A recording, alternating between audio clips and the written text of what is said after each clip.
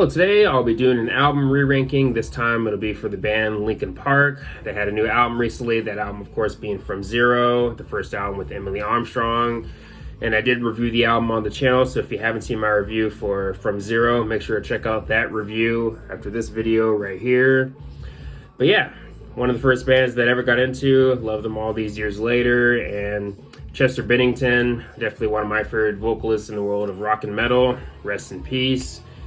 But yeah, let's go ahead and dive into this. We'll be going from worst to best. Keep in mind this is just my personal ranking. You don't have to agree with it, but feel free to let me know your ranking in the comment section below. But at the bottom, pretty easy choice for me, and I'm sure many fans would probably put this album at the bottom too. And that album is of course the final album with Chester, One More Light. So with this album, they go in a more pop direction. But something you do notice with this album is that overall it's fairly more reserved, calm. Not much in terms of more upbeat songs. I mean, there's only like maybe 2 or 3 on here, but that's about it though. Again, overall, a fairly calm album. But yeah, I'll be honest, there's really only 2 songs on here that I like. Those being Talking to Myself, which is probably my favorite on here, and the title track. But that's it for me. I mean, I do like Mike and Pusha T's rapping performances on Good Goodbye, but that's it for me. Still not super big on that song. Probably one of the better cuts on the album, but still not really something that I ever think to return to or ever in the mood for when I'm in the mood to listen to some Linkin Park. But something interesting about this album, especially within the past couple of years or so, I've noticed some fans be more positive towards the album. Even far enough to the point where I've seen some pretty stupid / delusional comments like, if you don't like this album, then you're not a true fan. Personally, when I see comments like that type of stuff just really makes me roll my eyes. But I mean, hey, if you really think that, more power to you, I guess. But this will probably end up being one of their most divisive album, just due to how different it is, and of course the pop sound too. But at the end of the day, this is still definitely my least favorite Linkin Park album, and to me, really the only dud in their discography. But next we're moving to their album, Living Things. I was into this album when it came out, but nowadays, it's probably gonna stay towards the bottom of my ranking. But with that said, I still think it's a good album, but I personally wouldn't call it great or amazing. I mean, I think this is one of those albums where I'd say strong first half, but weaker second half. But the second half does have its moments though, like Powerless and Until It Breaks. But you also have some other stuff like Roads Untraveled, which I wouldn't say it's bad, but kind of a mess song for me. Never could get into that one. And then you have Skin to Bone, which I don't know if this will be a hot take or not, but it's always been one of my least favorite songs from the band. Never been a big fan of that song.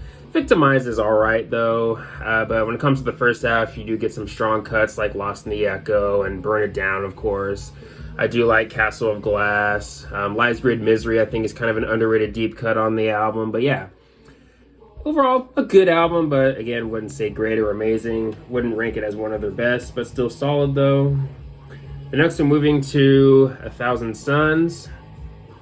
The interesting thing about this album, especially within the past few years or so, I've seen more people say that this album is actually their favorite, which even with this album being lower in the ranking for me, I still think that's pretty cool though. I mean, because when this album first came out, I remember being disappointed. I did like a few songs on the album, like Blackout and The Catalyst and Wretches and Kings, but at the time when the album came out, I just was pretty disappointed and not very happy with it. But over the years, the album has really grown on me. But I personally still wouldn't put it within at least the top 3, top 4, however you want to put it. But still a pretty good album, I'd say. I mean, it's a concept album, and it's cool to see more positivity going towards this album over the years. I mean, because I remember when this album came out, I got fairly polarizing reviews, opinions, and all that. But it's cool that people are growing to like it more and more, including me. But yeah, you have some pretty great songs on here. Some songs on here being some of the band's best work, like Waiting for the End and Wretches and Kings and The Catalyst. I think Wretches and Kings is kind of an underrated deep cut for the band. I do also like When They Come For Me, such as Mike's vocal performance in that song. But yeah, overall, pretty good album. I do think the album does have a few skips, like Robot Boy. That's a song I never could get into, but still, at the end of the day, pretty good album. Not going to be for every fan, but personally, I think it's pretty good. But for me, not top shelf Linkin Park, which I'm sure I might get some flack for saying that. But still, again, even with it being lower in the ranking, I still think it's a fairly solid album. Again, pretty good. But next we're moving to another pretty divisive album, and that is their latest album, From Zero. And this is the CD photo zine. You have the CD in the back in this pocket thing here, and yeah, been getting fairly mixed responses, and I feel like I seem to like this album more than some people, and I'll be honest, it's probably gonna make my list of the best albums of the year, at least when it comes to my personal favorites. But I mean, I get it with the whole connection to Chester and all that, but I think Emily, I think she's doing a pretty good job, and her harsher vocals, which I know is a turnoff for some fans, her harsher vocals are starting to grow on me a little bit, because upon first listen of like the Emptiness Machine and that, of course, that live performance that we saw, that first live performance that we saw of her, I remember when I first heard her harsher vocals, I was pretty turned off and just pretty unimpressed. But as time has gone on, her harsher vocals have grown on me though, and honestly, I think her harsher vocals are actually pretty solid on this album. But yeah. It'll be interesting to see how people think of the album towards the end of this year, but for me, I'm personally still really digging it. But if I were to name some of my favorites, of course, Heavy is the Crown, which is one of the songs that goes closer to their more classic sound, the classic era of Hybrid Theory and Meteora. Of course, same with Two-Face. That's another highlight for me on the album. I also like Stained. That song does kind of feel like it'd be more suited for like a Mike Shinoda side project or something for his solo stuff. But at the same time, I think it fits the album well, even if it is maybe not Linkin Park. But even with all that, I still think it fits the album fairly well. And a song that's grown to be maybe one of my favorites on the album. And some other pretty good songs. I like Casualty and the punk rock vibe of that one too. Even the more different sounding songs I do like Overflow, which I remember, excuse me, during my first listen to that song, I remember thinking that's probably going to be one of the more divisive songs on the album. But personally, I dig it. Probably not one of my favorites on the album, but I do like it though. But yeah, honestly, to me, pretty good album. Not especially based on what I've seen from views and opinions. It seems going to be continuing getting divisive opinions, but for me, I think it's actually pretty good. But I'm definitely going to be curious of where other people rank it though. But next in my ranking is The Hunting Party from 2014, and I really dug this album when it came out. An album I do remember listening to a lot, especially certain tracks like All for Nothing and Keys to the Kingdom and Guilty All the Same and Until It's Gone. But you have other really great songs on here like Mark the Graves and Final Masquerade and Wastelands. Then you get moved to like the features on the album. I do like Paige Hamilton and All for Nothing, again, one of my favorite songs on the album, and I am a Helmet fan. You also have Rakim on here on Guilty All the Same. And you also have Darren Malakian from System of a Down on Rebellion, another pretty good song off the album. And then you have Drawbar featuring Tom Morello. For me, one of the most disappointing, I guess you could say, maybe collab songs, maybe ever, because you can barely hear Tom Morello in this song. I feel like they didn't really make good use of him in that song. Because I mean, come on, it's Tom Morello, man. Let the guy play. Let him do something interesting. Let Tom Morello do Tom Morello things. But I don't know. For me, that song just was very disappointing. I wouldn't call it bad, but at the end of the day, kind of underwhelming. But either way, Hunting Party, pretty good album, I'd say, and I think it holds up. And honestly, nowadays, kind of feels underrated. It doesn't get talked about as much as some of their other albums, like, of course, Hybrid Theory, Meteor, and some others. But for me, I still think The Hunting Party is pretty good. But next in my ranking is Minutes to Midnight. So when I became a fan of Linkin Park, this was their latest album at the time, and yeah, this was another album that I would listen to a lot when I was younger, and I still dig it to this day. The only songs I'm not too big on are In Between and The Little Things Give You Away. Except with The Little Things Give You Away, while that is one of my least favorites on the album, I still think it's alright. But In Between, probably my least favorite. I never could get into that song. But the rest of the album I do enjoy, though. I mean, yeah, I've given up on here with the iconic scream. And to me, probably one of the best choruses on the album, too. Chester's vocal performance, incredible throughout that whole song. Even the more melodic songs on here I think are also pretty good, like Hands Held High and Shadow of the Day. Shadow of the Day, for the longest time, I couldn't get into, but over the years, that song has grown on me. I do also like What I've Done, of course, from the Transformers soundtrack.